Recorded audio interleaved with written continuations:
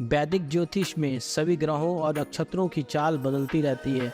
ये परिवर्तन निश्चित है और इनसे होने वाले प्रभाव भी निश्चित हैं। वही बात अगर शनिदेव की करें तो शनिदेव की दशा और महादशा में किसी के जीवन में कितने बदलाव आ सकते हैं, ये इस बात से समझा जा सकता है कि शनिदेव ने दशा आने पर अपने गुरु पर भी प्रकोप दिखाया था।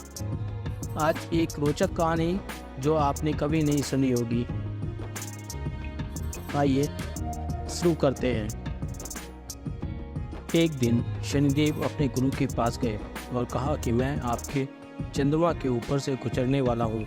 इसका अर्थ था कि गुरुजी की 7:30 शुरू होने वाली थी। गुरु ने शनिदेव से कहा कि ऐसा मत करो, लेकिन शनिदेव ने कहा कि अगर मैं आपको छोड़ दूंगा तो ये कर्तव्य से विमुख होना होगा, इसलिए मैं ये नहीं कर सकता हूँ। गुरु ने पूछा कि तुम कितने समय के लिए मुझ पर दृष्टि डालोगे? तो शनिदेव ने जवाब दिया कि 7.5 साल के लिए। गुरुजी शनिदेव से नाराज हो गए।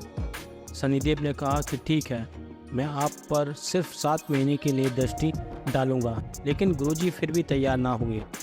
शनिदेव अपने गुरुजी को नाराज नहीं करना चाहते थे, तो उन्होंने 7 दिन दृष्टि की अनुमति मांगी। लेकिन फिर भी गुरुजी नहीं माने कि शनि, तुम मुझ पर दृष्टि कभी मत डालो। ऐसा सुनते ही शनिदेव ने कहा कि अगर मैं ऐसा करता हूँ फिर मेरा कोई सम्मान नहीं रहेगा, कोई भी धर्म का पालन नहीं करेगा, कोई मुझसे नहीं डरेगा। शनिदेव ने अपने गुरु से कहा कि मैं केवल 7.5 पहर के लिए आपके चंद्र नक्षत्र में रहूँगा, यानी कि 22.5 घंटे तक। लेकिन गुरुजी ने कहा कि मैं तुम्हें सिर्फ 3.25 घंटे यानी कि 1.25 पहर की अनुमति दे सकता हूँ। शनिदेव इसके लिए तैयार हो गए।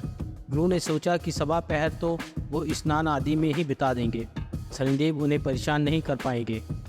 शनिदेव अपने गुरु के मन की बात को जान चुके थे।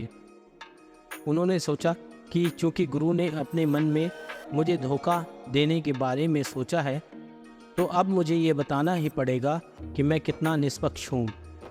अब गुरुजी गंगा नदी में स्नान कर बाहर निकले तो एक तरबूज का व्यापारी, जो कि शनिदेव खुद ही बेस बदल कर आए थे, मिला। व्यापारी ने गुरु को तरबूज काट कर दिखाया कि वो कितने रसीले और मीठे हैं, जिन्हें देखकर गुरुजी का मन तरबूज खाने को आतुर हो गया। गुरुजी ने तरबूज खरीद लिए और अपने झोले में डालकर निकल पड़े। गुरुजी जिस शहर की तरफ चल दिए थे, वहाँ के राजा और प्रधानमंत्री के बेटे शिकार के दौरान जंगल में हो गए थे। रात तक जब वो वापस नहीं आए, राजा ने उनकी खोज के लिए सैनिकों को भेजा था। इन सैनिकों ने गुरुजी को आते देखा, जिनके हाथ में झोला था। इस झोले से लाल रंग का द्रव्य निकल रहा था। सैनिकों ने गुरुजी को रोका और झोला खोलकर देखा तो वो सन्न रह गए। गुरुजी के झोले में राजा और प्रधानमंत्री के बेटे के सिर थे और रक्त बह रहा था। सैनिक गुरुजी को पकड़कर राजा के पास ले गए, जहां गुरुजी को मृत्युदंड की सजा सुनाई गई। गुरुजी समझ चुके थे कि शनि का प्रकोप वो झेल रहे हैं और अब कुछ ही समय बाकी है। अब सैनिक राजा के आदेश के बाद गुरुजी को लेकर उस स्थान पर पहुंचे जहां पहले से जल्लाद तैनात थे। जल्लादों ने जैसे ही गुरु को मारने की कोशिश की तो गुरुजी ने उन्हें लालच दिया और कुछ समय के बदले चांदी के सिक्के देने की बात कही। जल्लादों ने लालच में आकर गुरुजी की बात मान ली। थोड़ी देर बाद राजा के दरबार में उसके और प्रधानमंत्री के बेटे सकुशल पहुंच गए। सकुशल बच्चों को देखकर राजा को गुरुजी का ध्यान आया और तुरंत मृत्युदंड को रुकवाकर सम्मान से उन्हें दरबार में लाने को सैनिकों से कहा गया। गुरुजी को सम्मान से दरबार में लाया गया, सम्मानित किया गया। चांदी की मुद्राएं दी गई, जिनमें से कुछ गुरुजी ने जल्लादों को अपने वचन के अनुरूप दे दी।